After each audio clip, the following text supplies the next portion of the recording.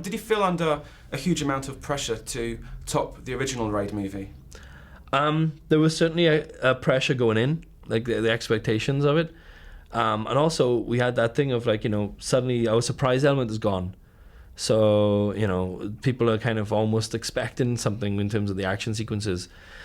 So when it came to this one, like one of the things we did was to take a look at it and think, all right, well, let's see where we can go from here. Let's see how we can replicate the first one in terms of the success of it, in terms of what was it that we used on that, because no one knew what we were making when we did the first one.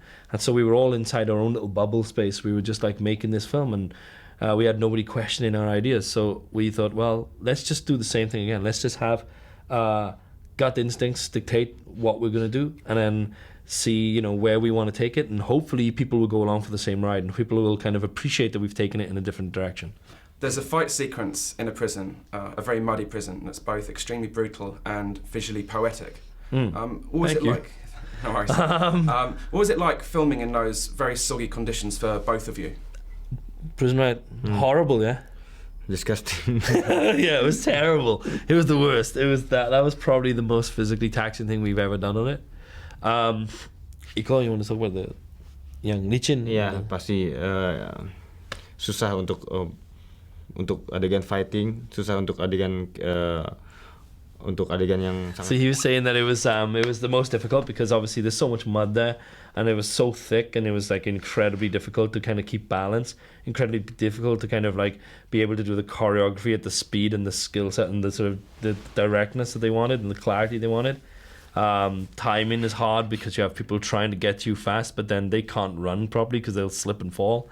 So there's all these different elements and like the amount of extras and everything else. It was very difficult. And then he's complaining then about the fact that like they were covered in mud, and it was like an 8-day shoot for that, and basically they'd just be covered in mud literally from like 5 a.m. until 5 p.m.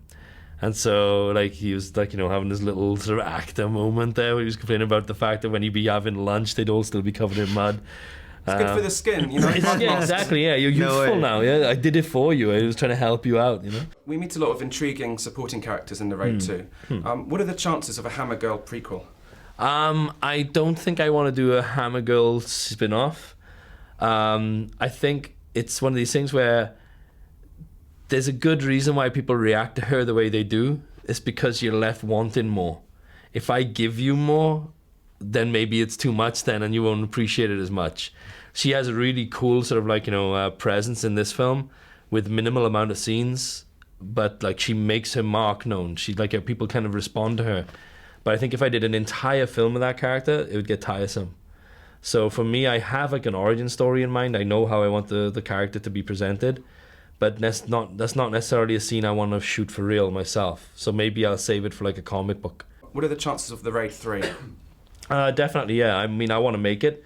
It's very different from the Raid 1 and 2. And so on the Raid 2, it starts off like 2 hours after the first one ends. The Raid 3 would begin 2 to 3 hours before the Raid 2 ends. So we go back in time a little bit and branch off. And finally, what are your thoughts on the US remake of The Raid, and who should perhaps star in it? And who do you see, Iko, in terms of Hollywood stars to kind of take on your role? Untuk remake-nya, siapa lo mau cari karakter lo di remake? Susah ya untuk cari maksudnya untuk memprediksikan harus dia jadi, soalnya kan kita ya. He said it's very difficult for him to think of someone to play the role because each martial artist has like a very specific character about themselves, and it's a very sort of specific style that they have. And so for him, I guess in a way like the character's kind of too close for him, because it's hard for him to be able to imagine anyone else taking over that role. For me, I guess like for the remake, I'm cool with it happening. I'm fine with it.